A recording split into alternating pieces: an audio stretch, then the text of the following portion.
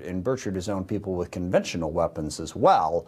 And that is extraordinarily problematic. And what is the Trump administration going to do going forward if Syria continues to use chemical weapons? I mean, I supported the strike. I think it made sense to respond that way. But we also have to be mindful of the limitations of that. It didn't do too much damage to Syria, and we still don't have a clear policy from the Trump administration about how they plan to work towards an alternative to Assad. And I certainly don't want the policy to be what it had been prior to this chemical weapons attack from the Trump administration, which was basically, well, Assad's okay because he's with us on fighting ISIS. That is not the case. We need a different policy. Let me talk about North Korea with you for a moment. You're in Seattle, Washington. The former CIA director, Michael Hayden, has said soon, he says within the next few years, North Korea will be able to reach Seattle with a nuclear weapon. North Korea warned it is ready to react to any mode of war desired by the U.S. Those are their words. If the U.S. were to make some moves toward a preemptive strike, how serious is a threat like that from the North Korean leader?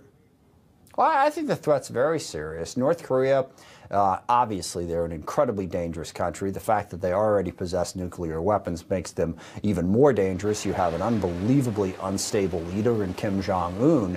What I'm worried about is I don't want us to miscalculate and do something that would prompt a reaction. Look, North Korea already has nuclear weapons. They are already a threat to the international community. The best way to contain them, in my mind, is to make deterrence absolutely clear. That there are lines that if they step over in terms of attacking South Korea or Japan, anyone in the region, much less us, then we will obliterate them. Because the one thing about Kim Jong-un, he is not suicidal. Part of the reason he's building all these weapons, the nuclear weapons, testing missiles, is he wants to discourage anyone from trying to take him out. And I think what we have to make clear is he cannot attack any of his neighbors if he wants to survive. I don't want us to do something premature. I mean, given the nuclear weapons he has, and even given the conventional weapons that are already trained on Seoul, a nation of, I think, a city of around 14 million people. So any kinetic action on our part, trying to prevent him from getting further down the line with ballistic missiles, I think is more likely to have worse consequences than if we simply maintain a very strong deterrent posture. Yeah, his conventional military capability is enormous. Just north of the demilitarized zone, he's got 1 million troops, thousands of artillery pieces, missile launchers, and Seoul, as you correctly point out, a huge city only about 30 miles south of the DMZ. The stakes clearly are enormous. Congressman, thanks for joining us. Thanks, Wolf. I appreciate the chance, as always. Coming up, more on the American warships approaching the Korean Peninsula as North Korea is raising the specter of nuclear warfare. Meanwhile, President Trump is reacting to the escalating tensions on Twitter. Stay tuned for a special report. The most trusted name in news. The breaking news, Pentagon officials now say they have no doubt the Syrian regime is behind a deadly chemical attack on its own civilians. At a briefing today, the Pentagon declined to directly link Russia to the massacre, but officials did accuse the Russian military of attempting to destroy evidence of the attack. John Kirby, you used to work at the Pentagon, the State Department.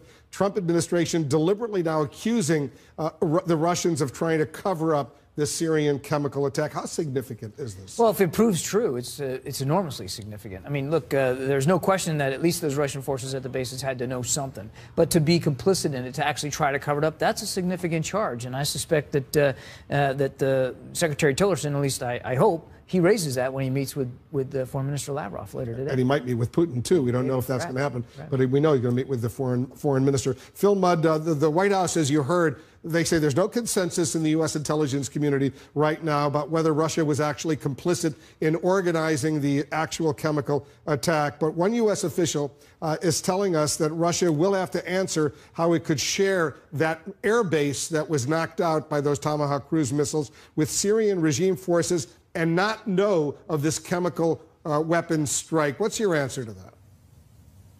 Look, I think this is simpler. I think they are complicit. Let me tell you what's happening in the intelligence community. Before the attack, I suppose you can make an argument about the difference in intelligence between what you think. For example, we're 70% certain at CIA that the Russians know, and what you know. We can guarantee you, Mr. President, that they were aware of the attack.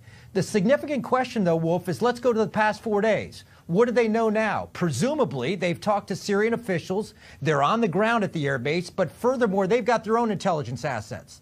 They have human penetrations, I guarantee you, of the Syrian government, and they have intercepts of the Syrian military. And you want to tell me afterward where they still continue to cover up for the Russians that they still don't know? I don't buy that for a second, Wolf. They got to know. John Kirby, you buy that? I think there's certainly a level of knowledge here that how high it goes, I don't know, but I think Phil's right. I mean, I think certainly there's in the last 4 days they have gained more knowledge, more context about what happened.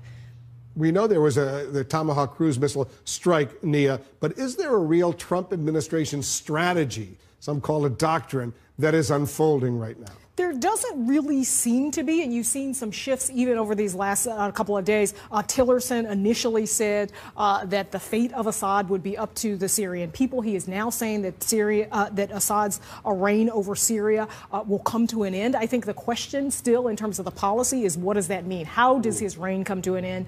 And when does it come to an end? You heard from General Mattis today where he said that the U.S. has no intention of going full bore into this very complicated civil war. And in some ways, we're still, in some ways, I think, at Obama's strategy with the threat of another response in the way that we saw from this Trump administration if there is a similar chemical attack. So I think that's in some ways where we are, the Trump administration learning the same lessons that the Obama administration found out and now trying to put that pressure on Russia in the same way that the Obama administration did with little sense that there'll actually be results. Ron Braun, the difference is now that on the wake of this attack on the airbase, there may be some leverage now for Secretary Tillerson. He may have some advantages at the table tomorrow that Secretary Kerry didn't have. Because of the attack. Yeah, in terms of rattling the Russians' cage a little bit and with our willingness to use force against the regime. Now, it was carefully and scripted and very narrowly focused, as Secretary Mattis made clear today,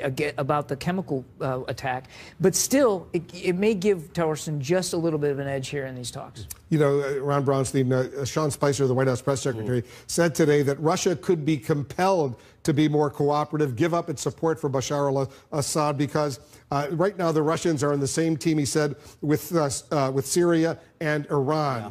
And that's not a team you want to be on. How realistic is that? Well, look, I mean, I think these events of the past week have so totally disrupted the gyroscope of the way the Trump administration came in thinking about Syria, but also about Russia. The dialogue during the campaign and even into the first weeks and months of the administration was essentially, we will put off the question. We will essentially tacitly accept the rule of Assad in order to get Russia's cooperation against ISIS. That's what the president during the campaign most explicitly talked about as the benefit of a reset with Russia, that they would join with us against ISIS. What's become clear, and again is clear today, that more important than dislodging ISIS from Syria is, to them, to Russia, is stabilizing Assad's rule in Syria. And I think, John, you know, you'd have a better sense than I, but I don't think experts believe that Putin wants to give him a blank check, wants to be on the hook for anything he might possibly do. But the idea that they are willing to quickly give this up and shift their focus, as we wanted during the campaign, toward ISIS, I think has been one of the other things exploded in the past week. You know, Phil Mudd, there has been a clear, what the diplomats would call evolution in the president and President Trump's strategy, thinking about what to do in Syria. You've seen a dramatic change, haven't you? It's not an evolution, Wolf. It's backfilling. That is, the president saw some photos and decided to do something, and the diplomats said, heck, we better figure out some strategy behind this in the last 96 hours to explain why we're doing something. Let's be clear here. We're trying to corner the Russians after an election campaign where the president cozied up to them. In the past week, a week and a half ago, we saw Secretary Tillerson say the Syrians should decide their own solution. Now we're saying not only should somebody should take Assad out, but that we're trying to isolate the Russians. What happened in the past week that didn't happen in the past 6 years? We have a butcher who's murdered 400,000 people. He used chemical weapons in 2013. He's been allied with the Russians for years. What led the president to change his opinion? I'm afraid that emotion by looking at photographs led him to strike, and then the diplomats said, heck, we better come up with something in the wake of that strike to explain why we did it. I think there's zero strategy here. All right, guys, stand by. There's more to discuss. I want to get everyone's reaction also to the White House Press Secretary Sean Spicer saying at that briefing today that even someone as despicable as Hitler didn't use chemical weapons. We'll be right back. The Trump administration is making its case for missile strikes against the Syrian air base following the deadly chemical attack on civilians. But the White House press secretary, Sean Spicer, is now scrambling to try to clarify some comments he made comparing Bashar al-Assad to Adolf Hitler. Listen to this. We didn't use chemical weapons in World War II. You know, you had someone as despicable as Hitler who didn't even sink to using chemical weapons. So you have to, if you're Russia, ask yourself, is this a country that you, and a regime that you want to align yourself with? When you come to sarin gas, he was not using the gas on his own people the same way that Assad is doing. I mean, there was clearly, I understand your point. Thank you. Thank you. I appreciate that. There was not he brought him into to the Holocaust Center. I understand that. But I'm saying in the way that Assad used them, where he went into towns, dropped them down to innocent into the middle of towns, it was brought to, so the use of it, and I appreciate the clarification there. That was not the intent. After the briefing, he issued this statement, Sean Spicer, quote, "In no way was I trying to lessen the horrendous nature of the Holocaust. I was trying to draw a distinction of the tactic of using airplanes to drop chemical weapons on population centers. Any attack on innocent people is reprehensible and inexcusable." John Kirby, you were the State Department spokesman, the Pentagon spokesman. What was your reaction to that? Yeah, I cringed, I have to admit. I mean, look, rule number one, you never compare Hitler to anything. I mean, it's just, that's not smart. Never ends well. It never ends well. Yeah. I think, frankly, he made it worse when he tried to explain it in the briefing, and then in his statement, the only thing you can say is, look, I misspoke, I was wrong, and apologize, and then let it go. I thought in trying to explain himself in the statement, he actually only made it worse. What did you think, Phil Mudd? Well, I agree. The explanation was worse, but there's 100 angles to this. Let me give you the first one I reacted to in addition to the outrageousness of the remark. If you're Rex Tillerson going in to talk to a brazen dictator in Moscow or to his foreign minister, you just gave him a talking point. As soon as we try to isolate the Russians, if I'm the Russians, I'm saying, you want to develop a partnership with us? And 24 hours ago, you said we were worse than Hitler? I expect you to apologize publicly, Secretary Tillerson. I think this makes the talks in Moscow more difficult. I mean, you're looking at this in terms of decision making. I've never been to a spokesman. But as John was saying, you either never talk about Hitler or you can run out in a lightning storm and grab the tallest tree. Which one do you want to choose? I mean, epically bad judgment that's inexplicable, Wolf. I don't get it. You know, and Ron Braunstein, it's a liability for the Trump administration because all of a sudden people are talking about this as opposed to some other issues that they would clearly prefer us to be talking about. Competence matters. Execution matters. The sentiment that Sean Spicer was trying to express was one I think has broad, that most Americans would agree with, you know, basically saying to Russia, is this really where you want to be in the international community? That point got totally lost in the execution. And by the way, if you look at where Donald Trump is overall as president, with this 40% approval rating, much lower than anyone else, I think most experts agree it is about competence, demeanor, the approach to the presidency more than it is at this point about agenda. Competence, execution, those things do matter at this level. Yeah, when I heard him say, and I'm sure you did as well, Nia, that as despicable as Hitler was, he didn't sink to using chemical weapons. I said, what is he talking about? Yeah, and then he used the phrase Holocaust centers, which he, of course, meant gas chambers. I don't think anyone has ever used the phrase Holocaust centers. And the other thing here is that if he is really comparing Assad to Hitler and saying in some ways Assad is worse than Hitler, then you would imagine that the U.S. would have some urgency to act to remove Assad.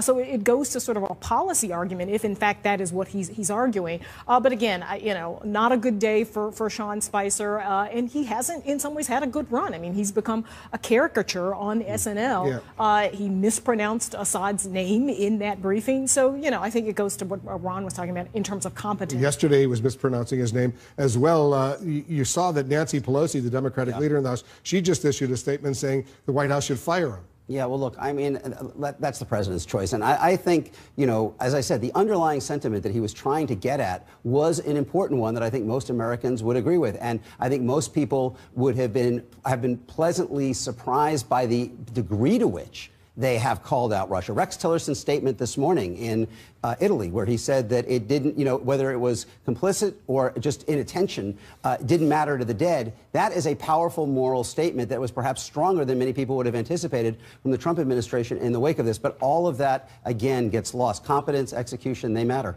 Now, here's the thing. I mean, Assad's brutality doesn't need to be compared to anything. Right. It's bad enough as it is.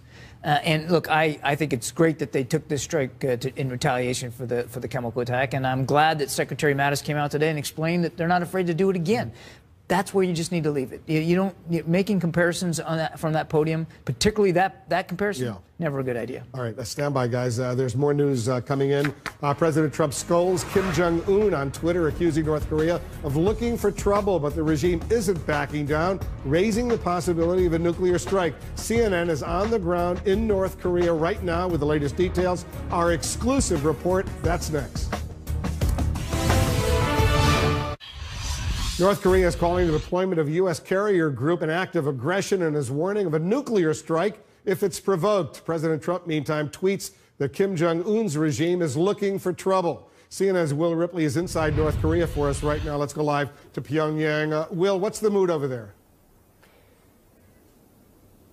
Well, this really is an unprecedented situation here, Wolf. We've never seen dynamics like this with North Korea. We've heard North Korea threaten nuclear attacks against the United States for quite some time, but never before have we had a U.S. president responding with such fiery rhetoric, and it seems as if both sides keep upping the ante, and nobody knows if a military confrontation could possibly be on the horizon. Brand new images of North Korean leader Kim Jong-un presiding silently over the Supreme People's Assembly in Pyongyang. The man they call Supreme Leader sitting beneath giant statues of his father and grandfather, North Korea's two late leaders. The symbolism is clear. The third-generation leader, like his father and grandfather before him, continues to hold absolute power over North Korea and its growing nuclear arsenal. That arsenal has become central to what many here see as a potential showdown with the U.S. After a frantic series of North Korean missile launches, this week the U.S. moved warships, including the aircraft carrier USS Carl Vinson, off the Korean peninsula. That move prompted an angry response from the North Koreans overnight, hand-delivered to us in Pyongyang. Calling the warships reckless acts of aggression, the government told us if the U.S. dares to choose a military option, the DPRK is willing and ready to react to any mode of war desired by the U.S.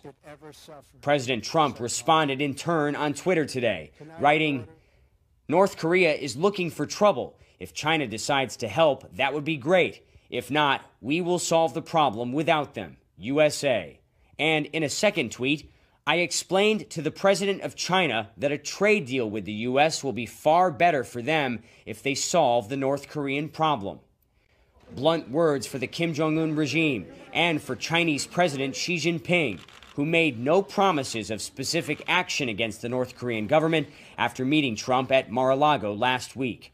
China is North Korea's only meaningful trading partner, but it's not clear how far China is willing to go to rein in Pyongyang, or even if economic pressure would work. Tensions on the Korean peninsula at their highest level in years, with U.S. warships off the coast, and just days after President Trump ordered a missile strike on the Syrian government, perceived by some inside North Korea as a thinly veiled threat. This North Korean newsreader saying, "We are not intimidated." North Korean state media warning of a nuclear strike if provoked. And we are now just 3 days away from North Korea's most important holiday of the year, the Day of the Sun. And North Korea has a track record, and it has for a long time, of projecting strength and power around their major holidays, often with provocative military activity. It was 5 years ago that they tried to launch a satellite into orbit just 2 days before the Day of the Sun. Will Kim Jong-un order his nation's 6th nuclear test? Will he roll out a mobile missile launcher and fire more missiles? And the really unknown question tonight, Wolf, how will President Trump respond? Important questions indeed. Will Ripley reporting from Pyongyang, North Korea. Thank you. Coming up, as the Pentagon blames the Syrian regime for a deadly poison gas attack, White House Press Secretary Sean Spicer says even Hitler didn't use chemical weapons and is then forced to make a very hasty clarification. He was not using the gas on his own people the same way that Assad is doing. I mean, there was clearly, I understand your point. Thank you. Thank you. I appreciate that. There was not in the Happening now, breaking news. No doubt, top Pentagon officials say there's no disputing who was behind the gas attack in Syria in a new explanation of why the U.S. retaliated against Bashar al-Assad. Tonight, President Trump is speaking out about his next moves in Syria. I'll get reaction from former Defense Secretary Leon Panetta. Face off with Russia. Secretary of State Rex Tillerson is in Moscow for tense talks about the Kremlin's support for Syria. As the White House accuses President Vladimir Putin of a cover-up, how tough will Tillerson get? Spoiling for a fight, North Korea threatens to launch a nuclear attack if provoked as U.S. warships move closer and President Trump warns Kim Jong-un to stop making trouble. Are the two leaders on a collision course? And high-priced travel. We have an eye-popping new estimate of the cost of the president's frequent trips to Mar-a-Lago and Palm Beach. Will he spend more on travel in 1 year than President Obama spent in 8 years? We want to welcome our viewers in the United States and around the world. I'm Wolf Blitzer. You're in the Situation Room.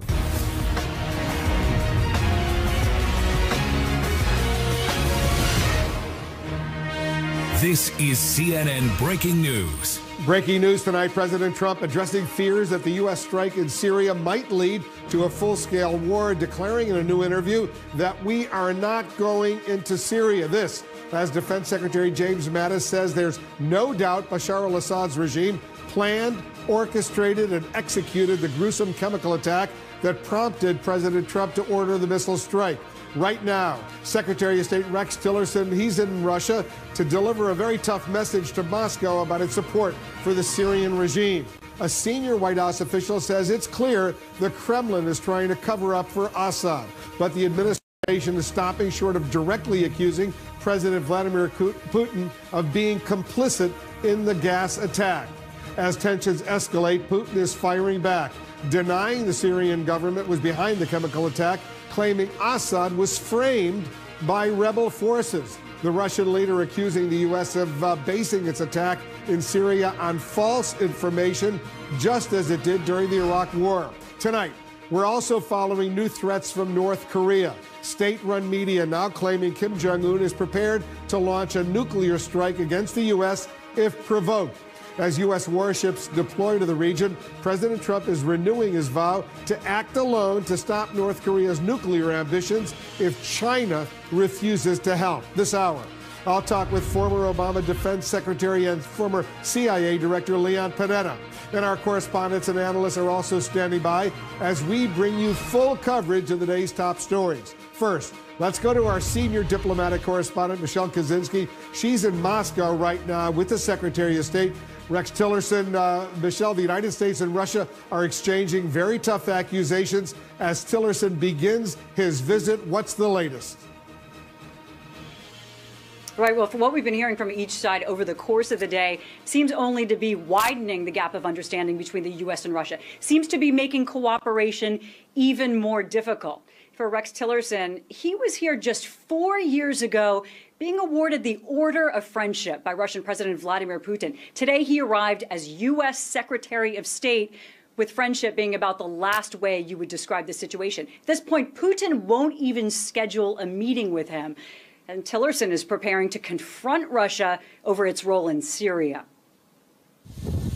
Tonight, Secretary of State Rex Tillerson in Moscow, about to attempt one of his toughest conversations. Here to tell the foreign minister, if not Vladimir Putin himself, who so far has not scheduled a meeting with him, that Russia needs to, quote, rethink its backing of Syrian President Bashar al-Assad, and that the U.S. will hold Russia accountable for the continuing carnage there. It's clear to all of us that the reign of the Assad family is coming to an end. We are not presupposing how that occurs, but I think it is clear that we see no further role for the Assad regime longer term. A senior U.S. official today accused Russia of trying to cover up what happened there. What Tillerson is up against, a Russia that has called U.S. strikes on Syria an inadmissible act of aggression, intensifying the tension between the two countries. Russian President Putin today suggesting that the Assad regime and Russia are being framed for the chemical attack, saying more will follow. We have information from various sources that this kind of provocation, I can't call it anything other than a provocation, is being prepared for in other regions of Syria too, including the southern suburbs of Damascus, where they are preparing to drop similar chemicals and then accuse the Syrian government of it. Comparing it to the Iraq War in 2003, with claims of weapons of mass destruction since proven false. The Iraq campaign was launched, and it finished with the destruction of the country, the growth of the terrorist threat, and nothing less than the emergence of ISIS on the international stage. He says Russia will appeal to the international community for a full investigation of last week's chemical attack. But when Secretary Tillerson, before landing in Moscow, met with G7 nations in Italy, discussed the possibility of sanctioning Russia, for at the very least allowing there to still be chemical weapons in Syria, they were not on board. We must have a dialogue with Russia. We must not push Russia into a corner. As far as the rhetoric has now gone between Russia and the U.S., Putin's a war criminal. Assad's a war criminal. When Secretary Tillerson says he hopes that Russia will realign itself with Western democracies and break away from Syria and Iran, with all due respect, I like Secretary Tillerson. That's pretty naive. The responsibility falls now on Tillerson, the first to sit down face-to-face with his Russian counterpart and try to gain some cooperation with the government he once considered a friend. What we've heard over the last couple of days are strong statements from a number of U.S. officials saying, for example, that the U.S. would be willing to do more militarily. But as Tillerson is getting ready for this crucial meeting with the Russian foreign minister, he seems to be being extremely careful about not projecting too hard a line. Today he was saying things like he hopes Assad is not in Syria's future, that he hopes Russia will change course because, as he put it, what it's doing is not in Russia's best interest. Wolf? Michelle Kaczynski in Moscow right now covering the Secretary of State's visit. Michelle, thanks very much. Now to the president's next moves in Syria amid questions, very serious questions about his policy, how far he's willing to go to push Bashar al-Assad out. Let's bring in our White House correspondent, Sarah Murray. Sarah, we're hearing from Mr. Trump in a new interview. Tell us what he just said. That's right, Wolf. This is really the first time we've heard from him since he ordered these strikes in Syria, and there have been many questions about what else the administration might be willing to do or where they might draw the line. Listen to what President Trump had to say about that. We're not going into Syria, but when I see people using horrible, horrible chemical weapons, which they agreed not to use under the Obama administration, but they violated it. They said they got rid of them. Hey, look, what I did should have been done by the Obama administration a long time before I did it. And you would have had a much better, I think Syria would be a lot better off right now than it has been. So really the first indication, Wolf, that we have from President Trump that his view, at least on putting boots on the ground in Syria, does not appear to have evolved even in the wake of this chemical weapons attack. Sarah, the White House now scrambling to try to clarify a very controversial remark by Sean Spicer about Syrian gas attacks that took a surprising and offensive turn today. Update our viewers on this. That's right. So what we heard from Sean Spicer, the White House press secretary, earlier today was his attempt to just sort of, I think, frame the cruelty of Syrian President Bashar al-Assad. But he leaned on a comparison that many found offensive. Listen to what Sean Spicer said. We didn't use chemical weapons in World War II. You know, you had someone as despicable as Hitler, who didn't even sink to using chemical weapons. So you have to, if you're Russia, ask yourself: is this a country that you and a regime that you want to align yourself with? When you come to sarin gas, he was not using the gas on his own people the same way that Assad is doing. I mean, there was clearly. I understand your point. Thank you. Thank you. I appreciate that. There was not. He brought him into the Holocaust Center, I understand that. But I'm saying in the way that Assad used them, where he went into towns, dropped them down to innocent, into the middle of towns, it was brought to, so the use of it, and I appreciate the clarification there. That was not the intent. Now, somewhat predictably today, this comment drew a lot of outrage as people were quick to point out that Hitler gassed millions of Jews, brought them to their death in gas chambers. Now, Sean Spicer moved to clarify that again after the White House briefing, this time in a written statement saying, "In no way was I trying to lessen the horrendous nature of the Holocaust. I was trying to draw a distinction of the tactic of using airplanes to drop chemical weapons on population centers. Any attack on innocent people is reprehensible and inexcusable." Wolf. All right, Sarah, thank you. Sarah Murray reporting from the White House. Let's talk about all of this and more, the escalating tensions with Russia and Syria and North Korea. Joining us, Leon Panetta. He served as Defense Secretary and CIA Director during the Obama administration. Mr. Secretary, thanks very much for joining us. Good to be with you, Wolf. I want to move on to all those issues, but quickly your reaction to the White House Press Secretary Sean Spicer's comments about Hitler not using chemical weapons. We know, obviously, that was false. Well, it's I think, a known danger that you don't compare Hitler to anybody, particularly if you're the White House Press Secretary. When I was Chief of Staff, my guidance to the Press Secretary was just answer the questions and don't embellish. And I think Mr. Spicer has to learn that lesson as well. Nancy Pelosi, the Democratic leader in the House, says he should be fired. What do you think? Well, again, I think he probably needs to have a good talk to make sure that when he does these press briefings, he just sticks to the questions, responds in short sentences, and doesn't embellish. Because when you start getting carried away to try to make a point, you're going to get in trouble. And he's gotten in trouble a number of times. So I just think he needs to discipline himself when he's doing those briefings. But how many mistakes can you make realistically before your boss, the President of the United States, you're speaking for the President, says enough is enough? Well, you know, that's something that obviously the President has to ultimately decide. But, you know, the press secretary is important. He's the one who speaks on behalf of the administration. And when he says the kind of stupid things that he did today, it hurts the administration. It changes the story. And you don't want to change the story. You want to stay focused on what the president did and what he's trying to do in dealing with Russia. That's the story. And this changes it. And that's not good.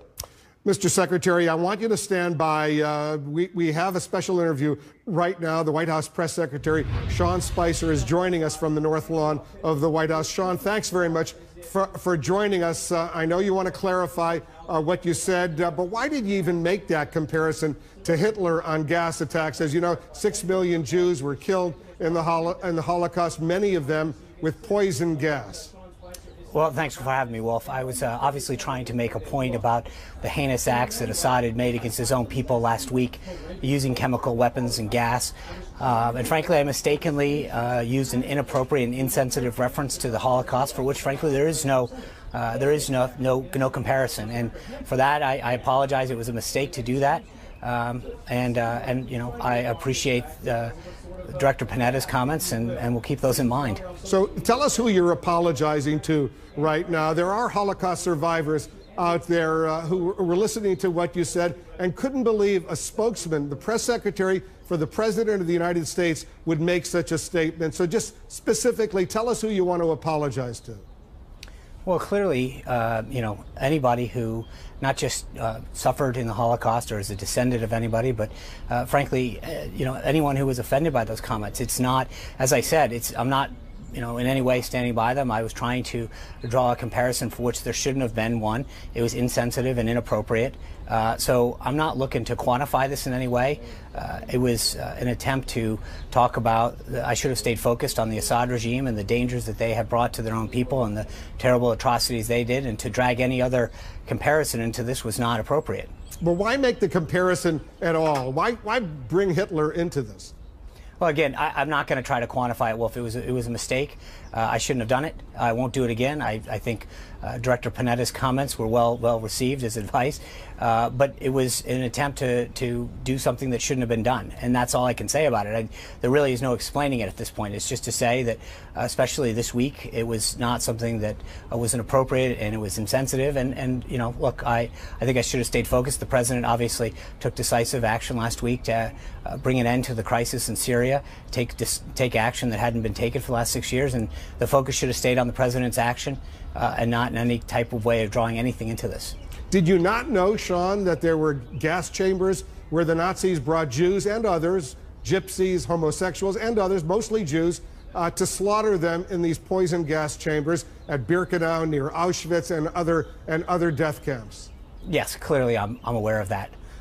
Again, it's as I said initially, and there's no attempt to clarify. The point was to try to talk about the use of aircraft as a means by which Assad was using this to gas his people, but it was a mistake to do that. And again, that's why I should have just stayed on topic, stayed focused on the actions that Assad had taken and the horrible atrocities he had committed against his own people. Have you spoken to President Trump about your blunder today? Obviously, it was my blunder, as you put it correctly, and I came out to make sure that we stay focused on what the president's doing and his decisive action. I needed to make sure that I clarified and not was in any way, shape, or form any more of a distraction from the president's decisive action in Syria and the attempts that he's making to destabilize the region and root out ISIS out of Syria. So my goal now and then was to stay focused on Assad, and I should have, and I'll continue to make sure that I stay in my lane when I talk about that. I want to move on and talk about some other key issues, but can we assume the president encouraged you to come out and apologize? You can assume that I realized that I had made a mistake, and I did not want to be a distraction to the president's agenda and the action he has taken, and I sought out to make sure that I clarified that. Well, I'm glad you did. It's an important clarification, especially to those few Holocaust survivors who are still out there right now, and we're obviously very, very shocked to hear what you had to say, but I think it's very important that you came out to formally apologize and correct it. Let's talk about Syria right now. Is it believed, from your perspective, and I know you've been well briefed, that the Russians played a direct role in that initial chemical attack? There's no consensus within the intelligence community at this time that shows a Russian involvement, but obviously the intelligence community continues to evolve the situation on the ground. The initial consensus, however, it does not lead one to believe that they can say conclusively that there was a Russian involvement. White House officials are telling CNN they do believe Russia is trying to cover up for Bashar al-Assad's regime and its culpability. If this is true, can you really trust Russia in finding some sort of diplomatic solution to Syria? Well, as I noted today in the briefing, when you look at the countries that are standing with Russia, Syria, North Korea, and Iran, that's not exactly a group of countries that you want to be standing with. All of them are failed states except for Russia. I think Russia is on an island to itself at this point. They are the ones who signed international agreements along with Syria, saying that they would not possess chemical weapons, never mind use them on their own people. And so I think that Russia continues to find itself isolated in this in their stance. Does the president believe Bashar al-Assad must go? Sure, but I think the question is, our number one priority is to make sure that we bring stability to the region and root out ISIS out of there. There's no way that I can see a stable and peaceful Syria with Bashar al-Assad in charge.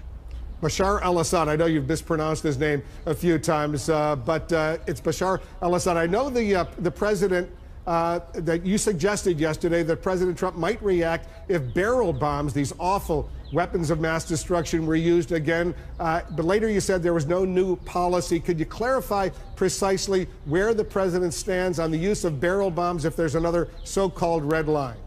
I think it's a combination of a bunch of things, and I made very clear yesterday that unlike the past administration, we aren't drawing red lines in the sand, that there are a combination of lines that were crossed last week, particularly the use of chemical weapons against babies and children, that really made the president want to make sure he took decisive action, which he did. And the world community, both here at home and around the world, heads of state, responded and with widespread praise because of that. We need to go, but let me ask you one final question, because, as you know, you're the press secretary for the President of the United States at the White House. This is not the first time your comments from the White House, from the lectern there, have been criticized. Are you worried, Sean, that you have a credibility problem right now? No, I think this is why I'm here right now, Wolf. You know, I think I clearly, as I said earlier to you, to your audience, when you make a mistake, you own it. My comments today did not reflect the president's, were a distraction from him, and frankly were just misstated, insensitive, and wrong. And I wanted to make sure I clarified them as soon as possible. So I appreciate you having me on, but I think that one of the things that I think is important is we all make mistakes. You've made mistakes, other outlets, me, and everybody does. And we all hopefully have a bit of forgiveness in us. And I hope that people who understand know that when I make a mistake, I'll try to own it, and I would ask people for their forgiveness. Sean Spicer, it was good of you to come out and apologize to the American people, indeed to people all over the world, for your mistake today. Thanks very much for joining us. Thanks, Wolf. Let's get back to Leon Panetta, the former defense secretary, the former CIA director. You just heard him apologize. Not very often you hear a White House official in this new administration being willing to do so, but he was very robust in that apology. He admitted it was a major blunder. Your reaction, Mr. Secretary? Well, I think it was the right thing to do. I'm glad he did it. It's important to set the record straight and to make clear that that the American people, and particularly those whose families died in the Holocaust, understand that he's apologizing to them. So I'm glad he did it, and hopefully all of us can move on. Is it over now, you think, as far as this robust apology we just heard from Sean Spicer? Is there anything else he or others in the Trump administration you believe need to do? For example, make a visit over to the U.S. Holocaust Memorial Museum in Washington, D.C., only a few blocks from the White House, and do it at a high level? Well, it is Passover, and it's probably not a bad thing to recognize the importance of that event for for those that that are part of that faith. But I think right now, look, we all know Washington. This is the kind of story that'll bounce around for a while. But hopefully we'll all refocus on the key issues that this country's facing.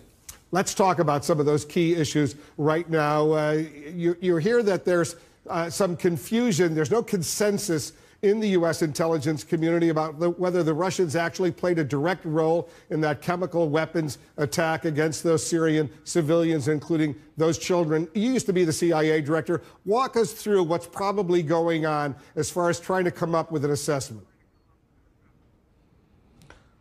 Well, there's no question that they're probably, exhausting every resource that they have in country to try to determine whether or not the Russians were complicit here. It is clear from what Jim Mattis said today that we have very clear evidence that Assad is responsible for that chemical attack, that Syria is responsible for what happened to those innocent men, women, and children. And I think that is the issue that now needs to be brought to the Russians by Secretary Tillerson. As to whether or not we ever develop evidence that might indicate that the Russians knew about what was happening, I think that's going to probably be tough to pin down. But the Russians are at that air base. They knew that there are chemical weapons there. There certainly is some smoke here. Whether there's flames or not, we'll find out.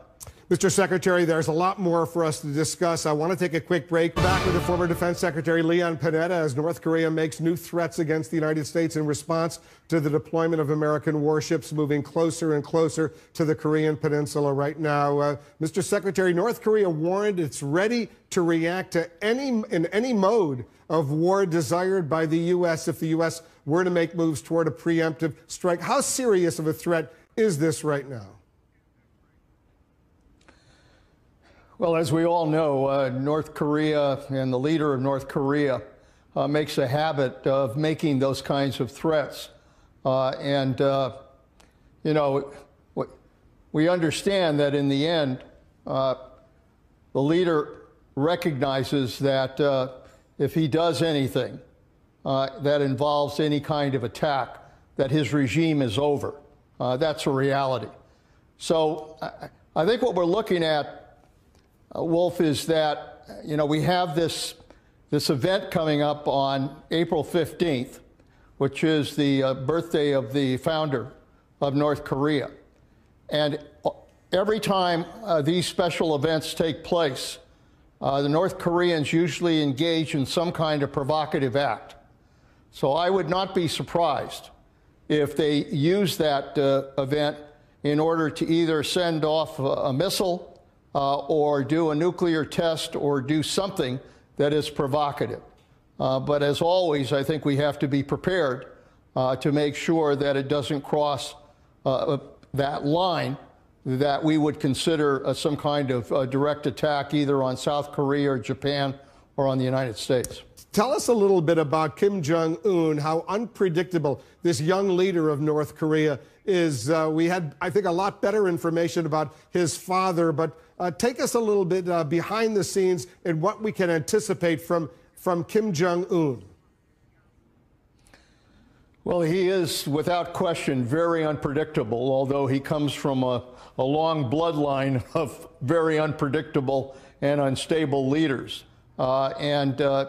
He's somebody who obviously has acted against those who he suspects are not loyal to him. He's killed a number of members, not only of his family, but of the military individuals that are close to the leader. He obviously killed or was involved in the killing of his own brother. So we know that he is somebody who obviously is concerned about loyalty. He's tightening his reins on that position. He obviously is trying to maintain very tight control. But I think what I'm concerned about the most is that every leader of North Korea has to understand that at some point you've got to improve the economy of North Korea. You've got to improve the situation with the people of North Korea. And yet every one of these leaders focuses on militarization, on developing missiles, on spending their economic wealth on focusing on military areas as opposed to developing their economy. And I think ultimately they will pay the price for that, one way or the other. This regime cannot last based on what they're doing. As you know, the president tweeted today that the U.S. will solve the North Korean problem alone if China refuses to help. Do you think a unilateral move against North Korea is the right move, given all the dangers it could potentially develop? No, I don't think that's the right move. I think that what we need to do right now is to obviously increase our support and strengthen the defenses in South Korea, in Japan, as we have been doing, which I think is important. I think, secondly, we ought to take steps to tighten the sanctions on North Korea. There are sanctions now, but very frankly, they're not as tough as they should be. They're not as tough as the ones we had in Iran. So I think we ought to try to toughen up those sanctions. And then thirdly, continue the pressure on China to try to work with the North Koreans to ultimately agree to some kind of negotiation in the future. That's what we ought to focus on. I think the problem with doing anything unilaterally and suddenly trying to conduct some kind of attack in North Korea, and obviously we have all kinds of plans to look at those kinds of targets, but the problem is that we don't know the consequences. We don't know what's going to happen. We don't know how effective those kinds of pinpoint attacks can be. And they could produce horrendous consequences with the reaction we could get from North Korea. I mean, we would be in a war on the Korean Peninsula. And so I just think we need to be very careful.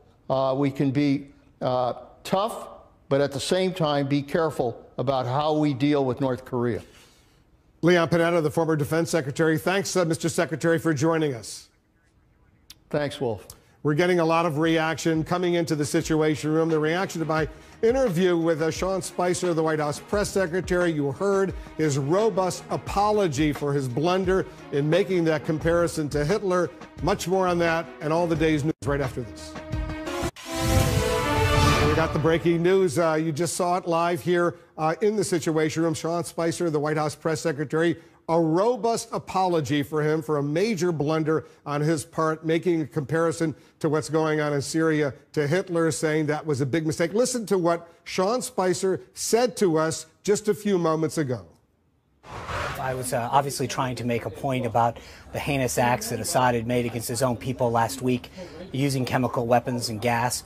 And frankly, I mistakenly used an inappropriate and insensitive reference to the Holocaust, for which, frankly, there is no comparison. And for that, I apologize. It was a mistake to do that. All right, let's bring in our experts, our analysts.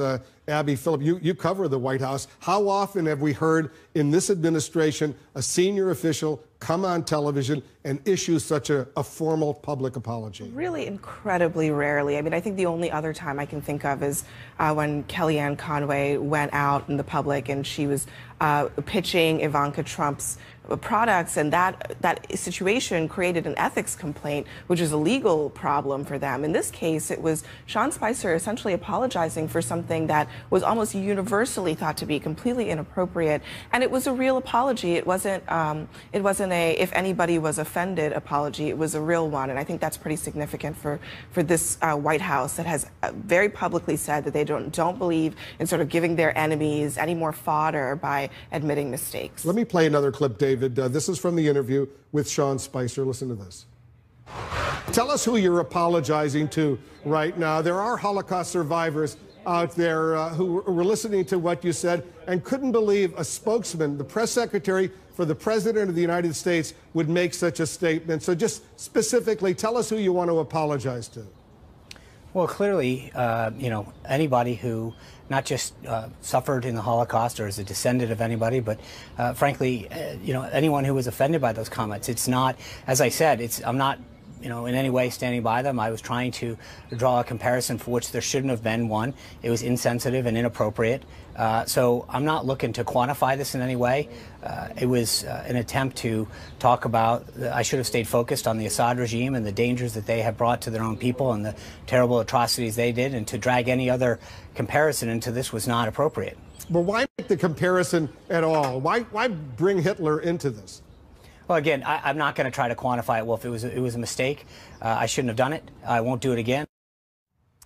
That was pretty amazing to hear that kind of robust apology from the White House press secretary. He did the right thing. He did the right thing. It was a robust apology, and it was important that you pressed him on that point, Wolf, because oftentimes public figures make these general apologies and never specifically say who they're apologizing to. In this case, he clearly owed an apology at least to Holocaust survivors and their families, and also to the American public, because they expect better from the press secretary. I think this apology came so swiftly, in part because the White House has become more sensitive to the fact that these verbal gaffes and mistakes are piling up on them and really costing them trust with the American public. Yeah, it could be part of a new strategy. You make a bad statement, you go out and you try to fix it, you correct it, instead of trying to cover it up and move on. Yeah, and I think Press Secretary Spicer did that. And I think for this White House, they've had a number of run-ins with the Holocaust, repeatedly making blunders that force their allies to come to their defense. That gets tiring over time, and at some point, they needed to show their willingness to be contrite, to correct mistakes, and to move forward.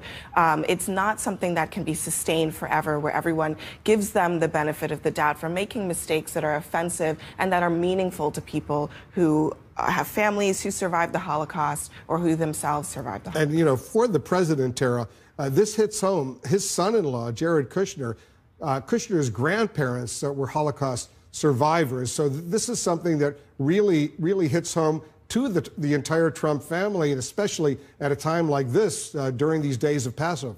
Absolutely. Not only was it an offensive remark, you should never be comparing the atrocities of one dictator to another. You should never be trying to make moral equivalence or lack of moral equivalence between the killing of individuals in gas chambers and a chemical attack. These are all horrible, humanitarian, terrible atrocities, situations. And for Sean Spicer to make that comparison, not only is it offensive, it's distracting. There's a lot on the agenda today. There's a G7 summit meeting. There's Rex Tillerson going to Russia. There are issues that the administration wants to be focused on. So I think they wanted to do their cleanup fast, and I think that's smart. I'm all for apologies. I'm all for personal responsibility and self-awareness. And this was one example of the administration doing that when they haven't traditionally done that in the past. Abby, listen to this other clip. This is from the interview I just did with Sean Spicer. Listen to this. Have you spoken to President Trump about your blunder today? Obviously, it was my blunder, as you put it correctly, and I came out to make sure that we stay focused on what the president's doing and his decisive action. I needed to make sure that I clarified and not was in any way, shape, or form any more of a distraction from the president's decisive action in Syria and the attempts that he's making to destabilize the region and root out ISIS out of Syria. So my goal now and then was to stay focused on Assad, and I should have, and I'll continue to make sure that I stay in my lane when I talk about that. I want to move on and talk about some other key issues, but can we assume the president encouraged you to come out and apologize? You can assume that I realized that I had made a mistake, and I did not want to be a distraction to the president's agenda and the action he has taken, and I sought out to make sure that I clarified that. So, Abby, I can only assume the president must have been very, very angry. Yeah, and as you know, Wolf, he watches those briefings. He's a very voracious watcher of television, and it is on every single day. And for that moment to really take off on social media would not have gone unnoticed from this president. And beyond that, as Spicer pointed out in his interview, it is a distraction from a moment when the White House wants to be talking about how the president moved forward on Syria. He did something where his predecessor failed to do. That's the narrative that they want to have. And this moment for Sean Spicer really overtook that. And that's something that the president does not like. And a press secretary, and I'm a former White House correspondent, you have to have credibility out there, not just with the reporters on the White House beat, but with the American public, indeed people all over the world. That's why I asked him this question, David. Listen to this. As you know, you're the press secretary for the President of the United States at the White House. This is not the first time your comments from the White House, from the lectern there, have been criticized. Are you worried, Sean, that you have a credibility problem right now? No, I think this is why I'm here right now, Wolf. You know, I think I clearly, as I said earlier to you, to your audience, when you make a mistake, you own it. My comments today did not reflect the president's, were a distraction from him, and frankly were just misstated, insensitive, and wrong. And I wanted to make sure I clarified them as soon as possible. So I appreciate you having me on, but I think that one of the things that I think is important is we all make mistakes. You've made mistakes, other outlets, me, and everybody does. And we all hopefully have a bit of forgiveness in us. And I hope that people who understand know that when I make a mistake, I'll try to own it, and I would ask people for their forgiveness. That's, you know, as I said before, that you don't hear that very often from this administration asking for forgiveness. No, it was very robust. He said more than once to you, Wolf, that he did make a mistake. He owned it. He should get credit for that. But he does have a credibility problem, Wolf. Look, today he went out there in the briefing. He mispronounced Bashar al-Assad's name more than once, I think. He referred to Iran as a failed state more than once. Whatever people think about Iran, it's not a failed state. It's a regional power. And he also got into this thing where, as Tara said, he made a comparison between Hitler and the Holocaust and another atrocity, which is never a good idea. They did try and clean it up, but I think they see now that they can't let their war of words get ahead of what they're actually trying to do. Do they have to do something, Tara, that will underscore this understanding of the enormity of the mistake that the White House press secretary made? For example, in a few weeks, there's a big dinner that the U.S. Holocaust Memorial Museum in Washington is having. They have it every year. It's probably a dinner that at least Sean Spicer might want to attend, if not go to an actual tour of the U.S. Holocaust Memorial Museum. I think that's a good point. I think the real issue here is it goes not just to the offensive nature of the comment, but it goes to the expertise and credibility surrounding foreign policy issues. The administration has a number of serious issues on its plate right now, from North Korea nuclear potential missile tests in the upcoming weeks to a safe haven of ISIS in Syria to what they're doing with the Assad regime and a chemical attack that they responded to, and no one's clear in terms of what comes next. These types of issues, when you're mispronouncing foreign leaders' names, when you're making statements about atrocities that aren't historically accurate, to be frank. The Holocaust, millions of people were in gas chambers, so his comments just weren't even accurate. So when you make those kind of gaffes over and over again, apologizing for them is great because it shows that you're aware that you made the mistake, but it goes to your credibility, particularly on foreign policy issues. This is the press secretary at the White House. you have to be you can't really afford mistakes in that role. It's a very important role, and it's very important in terms of not just the domestic audience, but internationally. One general rule, don't make gaffes at the podium at the White House, and, don't make gaffes on your tweets at 3 a.m. If they could just, stick to those, that might help U.S. foreign policy. Sean Spicer, he did the right thing. He came out and he apologized. That's very significant. Just ahead, new threats and growing tension as U.S. warships approach North Korea. Plus, President Trump's travel tab. How much are those Florida Gulf outings costing American taxpayers?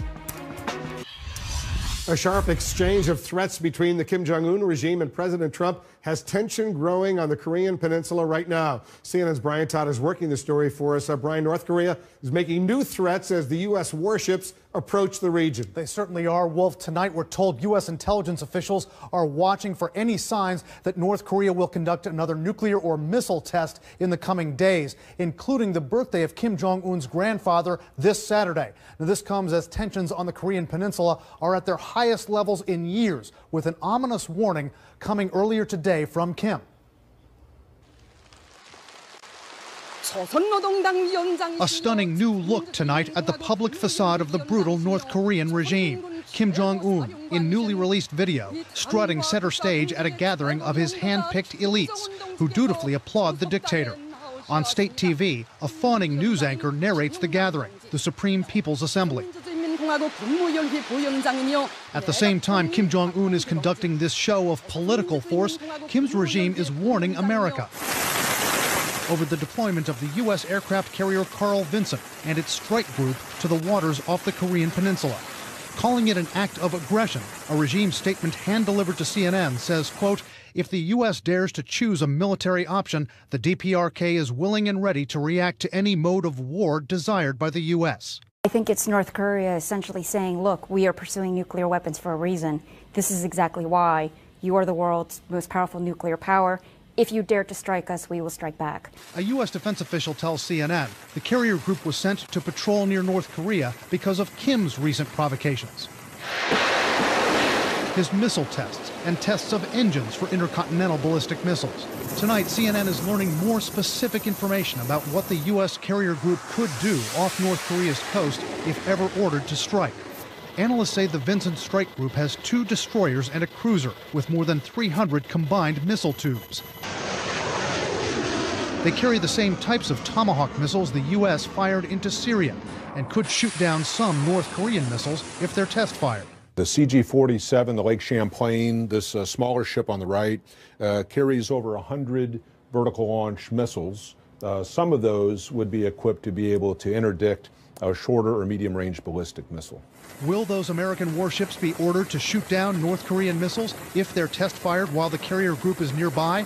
Pentagon officials won't comment. But the movement of the warships comes as President Trump tweets North Korea is looking for trouble, and that if China doesn't help, quote, we will solve the problem without them. Experts worry tonight about a point of no return for the tough-talking leaders of the U.S. and North Korea. The two leaders could indeed be headed for a collision course, essentially a game of chicken. And many worry that once they're on this path, there's no U-turn or left turn or a stop. And don't look for China to help steer the two leaders off that path, despite President Trump's messages to China, even saying that a Chinese trade deal with the U.S. would be better for Beijing if it helps with North Korea. The Chinese president has made no promises of specific action to rein in Kim Jong-un. Wolf? Brian, how vulnerable is that U.S. aircraft carrier strike force to a potential North Korean attack if Kim's regime decides to go after it? Well, Wolf, there are 3 things that Kim could throw at that carrier group. He could throw ballistic missiles, attack planes, and submarines. But one weapons expert tells us the Vinson strike group is ready for all 3. He says North Korea's missiles are not sophisticated enough to hit the carrier group before they would be blasted out of the sky. North Korean planes wouldn't stand a chance against the American attack planes on the carrier. And he says the U.S. would deploy attack submarines along with the carrier group, which could detect and take out North Korean subs, which this expert says are very noisy. Brian Todd reporting for us. Thanks very much, Brian. A final story for us tonight. The cost of President Trump's frequent trips to his Florida resort clearly adding up. He's now on track to spend more on travel in his first year in office than President Obama did in 8 years. Seeing as Tom Foreman has been looking into all of this for us. Tom, the president, heading back to Florida later this week? Yeah, and at the very time that he's saying to other government agencies, you need to be more frugal, you need to save money, he still appears to be acting like a jet-setting billionaire on the taxpayer's dime. The president keeps taking off and the bills keep piling up. The latest getaway itinerary? The president plans to spend the Easter holiday in Florida, and he'll return to the White House on Sunday. Since assuming office, President Trump has spent 6 weekends at his Florida resort, Mar-a-Lago, for a Super Bowl party in early February, a meeting and dinner with the Japanese Prime Minister, a little golf.